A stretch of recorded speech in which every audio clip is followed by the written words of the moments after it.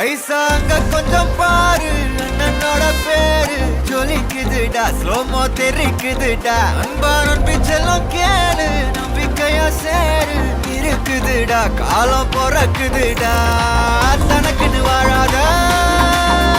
நீ தரத்துல தாழாத